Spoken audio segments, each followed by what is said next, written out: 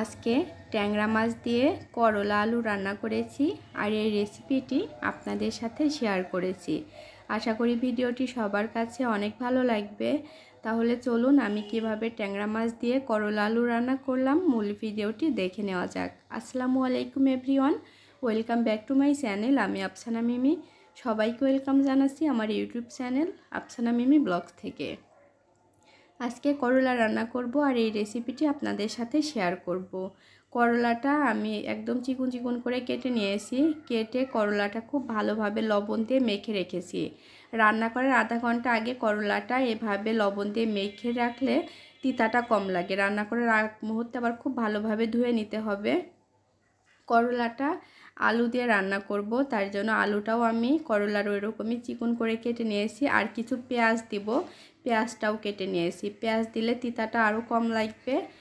এদিকে ট্যাংরা মাছটা আমি খুব ভালোভাবে পরিষ্কার করে ধুয়ে উঠিয়ে নিয়েছি। এখন ট্যাংরা মাছটা লবণ আর হলুদের গুঁড়া দিয়ে মেখে নিব। এই ট্যাংরা মাছটা দিয়েই মূলত করলাটা রান্না করব। এদিকে কড়াই বসিয়ে দেওয়ার পরে তেল দিয়ে দিয়েছি। তেলটা গরম হয়ে গিয়েছে। এখন এই যে ট্যাংরা মাছগুলো দিয়ে দিচ্ছি। এর থেকে যদি ছোট মাছ দিয়ে আপনারা রান্না করেন তাহলে ভেজে নেওয়ার প্রয়োজন নেই। আমি জাস্ট একটু ভেজে নিচ্ছি যেন মাছটা না ভেঙে যায়, তার জন্য। মাছগুলো ভেজে নেওয়া শেষ।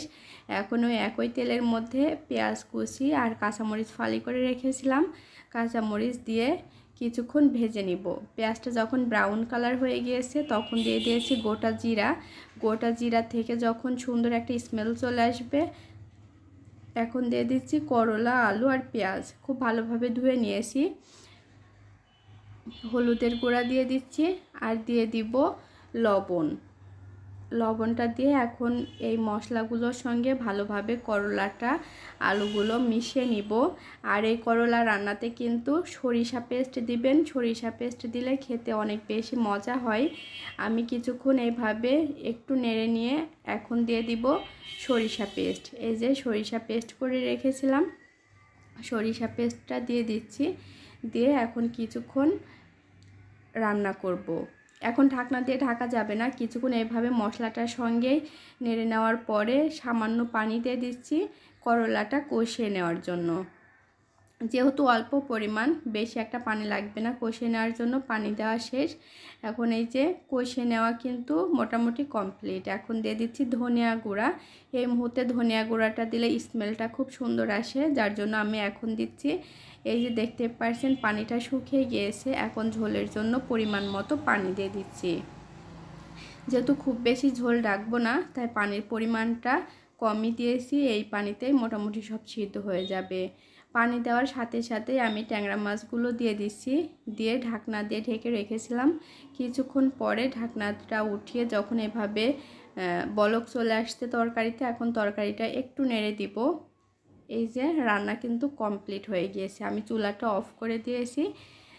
কিছুক্ষণ পরে আমি তরকারিটা নামিয়ে নিব। এই যে অন্য আরেকটি পাত্রে তরকারিটা উঠিয়ে নিয়েছি। কালারটা দেখছেন কত সুন্দর এসেছে আর খেতেও অনেক মজা হয়েছিল। আর এই তরকারিটা আমার অনেক ভালো লাগে, যেহেতু গরম, আর গরমে কিন্তু তিতা খাওয়া ভালো। যারা করলা পছন্দ করে না খেতে, এইভাবে একবার হলেও ট্রাই করবেন। আশা করি খুবই ভালো লাগবে আপনাদের কাছে।